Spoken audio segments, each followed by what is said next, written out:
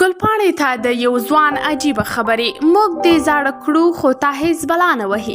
د کوزې پښتونخوا د پښتو ژبې مشهورې نومیالۍ او ښایستوکې سندرغاړې ګلپاڼې د لوی اختر د درېیمې ورځې عکسونه له خپلو مینوالو سره په ټولنیزو رسنیو کې خپاره کړي دي.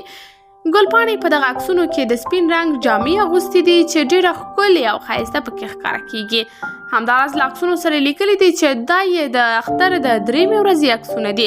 د ګلپاڼې دغه عکسونه تر اوسه پورې 14,000 کسانو خوښ کړي دي او له 2,000 څخه زیاتو کسانو پرې تبصرې کړي دي.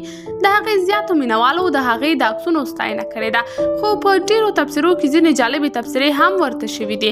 د سردار انتظار په نوم یو کس د هغې ستاینه کې لیکلي دي: ګل ماشاءالله د حسن حد په تا تمام دی. همداراز د ستا دوران په نوم یو کس لخوا ورته لیکل شوي: موږ دې زاړه کړو خو تا هیڅ بلا نه وهي چې زموږ د وطندار به در سره څه حال وي. د یادولو ده چې د ګلپاڼې په اړه یو مهال خبر خپور شوی و چې د خوست له یو کس سره یې واده کړی دی، خو ګلپاڼې په دې اړه تر اوسه څه نه دي ویلي.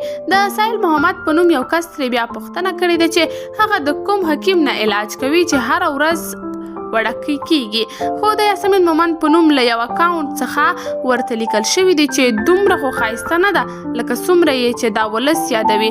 دوستانو، تاسو د ګلپاڼې مینوال یاست او که نه؟ په دې اړه خپل نظریات را سره کمنټ کې شریک، ویډیو لایک او چینل سبسکرایب کړئ.